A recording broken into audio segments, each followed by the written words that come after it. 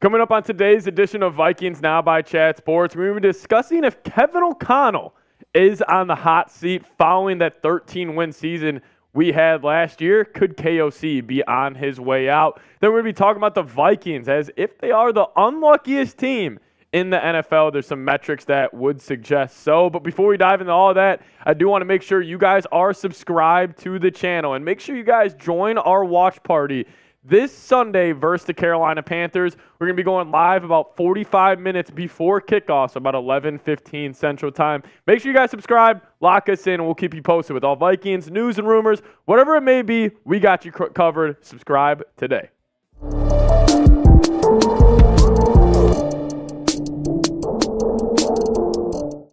First topic we're going to be diving into today is Kevin O'Connell. Is he on the hot seat for the Minnesota Vikings? I can't believe I'm even saying that right now. You know, after the Vikings won 13 games last year, vibes were at an all-time high, and I'm thinking this man right here is one of the smartest offensive-minded head coaches in the NFL.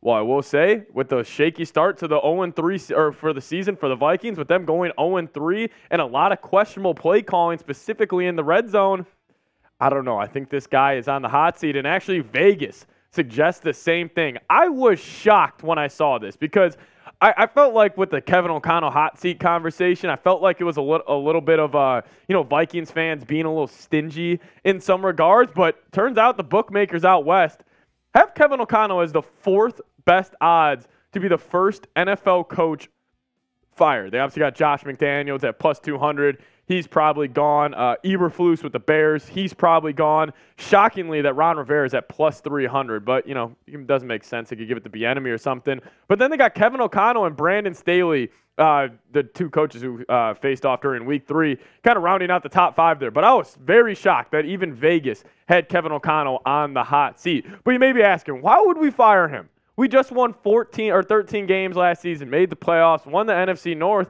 I think the number one reason why I think they could possibly fire him is just overall play calling issues. Play calling for the Minnesota Vikings for the short start of the season has been absolutely terrible. I mean, last week specifically, with Alexander Mattison getting 25 touches in that game, and then you had guys like Jordan Addison and Justin Jefferson getting 6 and 7 touches. I just think he's gotten way too cute, specifically in the red zone. And anytime I'm watching this Vikings offense and I compare it to other NFL teams, it just doesn't wow me. It doesn't jump off the screen like I do when I'm watching the Dolphins. Like when I'm watching Mike McDaniel and his offense, I see the creativity. I see the speed motion. I see all the fun and different ways that he gets his superstars to football. I don't feel that way with Kevin O'Connell. And maybe last year was a little bit of a fluke. But we'll get into that in a second. But also, number 2 for me, why fire him? I don't think the Vikings have an identity.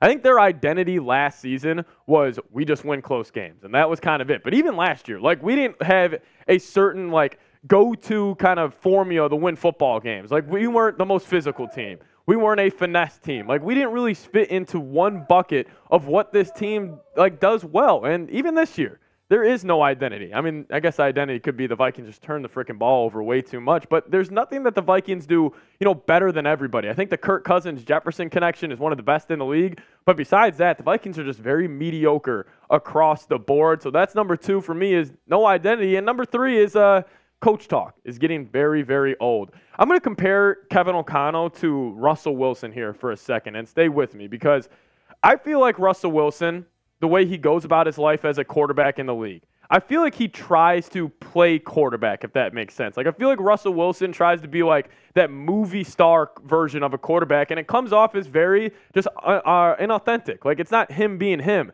I'm starting to feel the same way about Kevin O'Connell, where it's like almost Kevin O'Connell is trying to play head coach in a star Netflix movie instead of just actually being himself and being a head coach. Because anytime I hear him talk, the coach talk is just getting old, and maybe it could start rubbing the dudes in the rubbing. Whoa, hold on. It could end up rubbing dudes in the locker room the wrong way. We're gonna leave this in here. We're gonna carry on right now because that was hilarious. But number 4 for me is last year.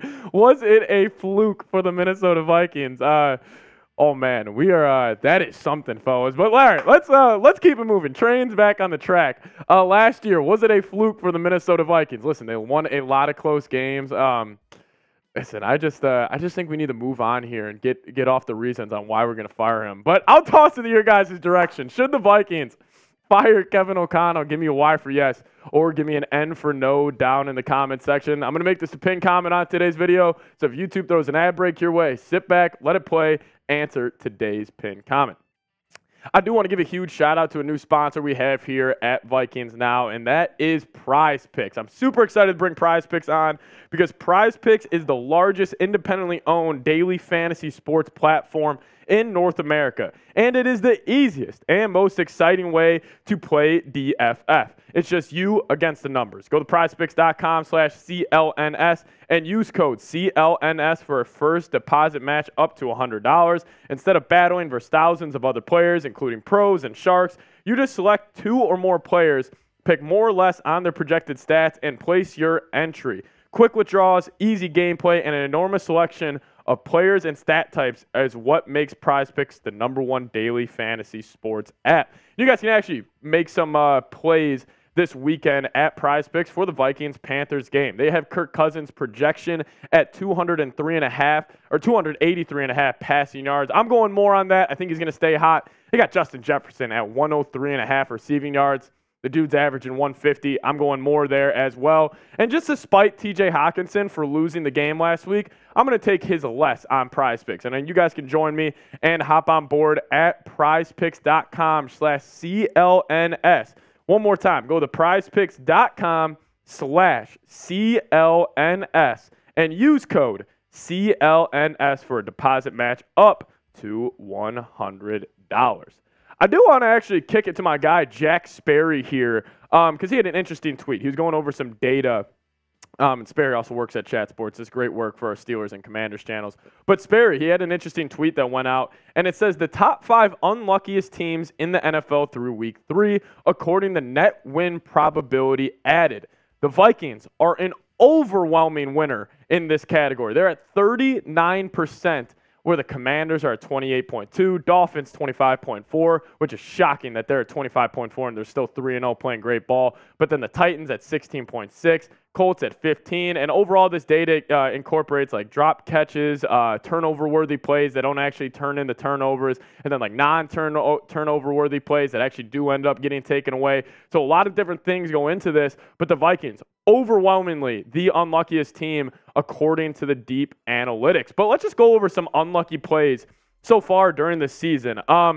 First off, Week 1, Vikings playing the Buccaneers. Vikings are driving down the field. Kirk Cousins takes the snap, dropping back. Ed Ingram trips him, and then the Vikings end up fumbling that football in Tampa Bay territory.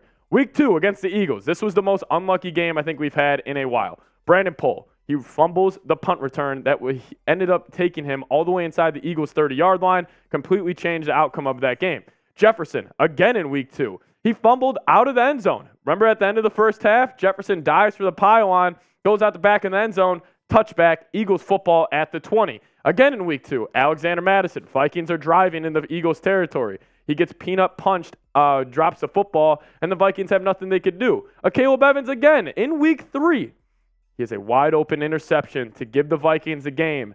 He drops it, ends up being a touchdown for the Los Angeles Chargers. Then obviously we know TJ Hawkinson dropped a pass, tipped up in the air, ended up being a pick for a game. And listen, you guys may think this is a bold take or whatever it may be, but I really do think the Vikings should be 3-0. I think they have played good enough football to be a 3-0 football team. But again, they're a sloppy football team. And yes, you can call it maybe unlucky or the Vikings are just, playing bad. But I think this team has a chance to be 3-0 in some alternate reality where a couple plays go our way. Like, we're right there in every single game.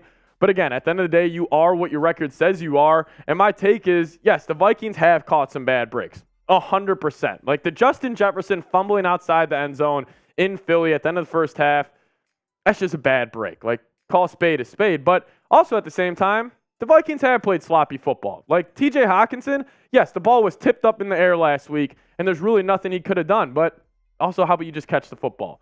And just like even like a Caleb Evans, like, yes, that's unlucky that you drop a pick and it lands right in the Chargers receiver's arms for a touchdown, but also, how about just intercept the football? Like, it's a combination of the Vikings, getting some bad breaks and playing sloppy football, but still the talent is there. And that's why I'm not totally giving up on this team yet. I still think with how bad the NFC North is and just the whole NFC as a whole, I think they can still make a playoff run. They're just going to have to clean it up on both sides of the field. But I'll ask you guys, we'll round out the show with this. What will the Vikings' final record be?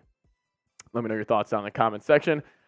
I'm going to go 8-9. I think the Vikings are going to be very just middle of the pack, and it's going to drive me crazy this entire year. But you guys let me know down below. As always, make sure you guys are subscribed to the channel. We're going to be going live for the game this Sunday versus Carolina Panthers. It's a ton of fun. If you guys haven't joined us for one of our watch parties so far, they're the best. Like, I just hang out with you guys. We crush a couple beers, do some live play-by-play. It's a really good time. So if you guys haven't already, make sure you guys subscribe, stay in the loop, and we will see you guys next time. Skol Vikes.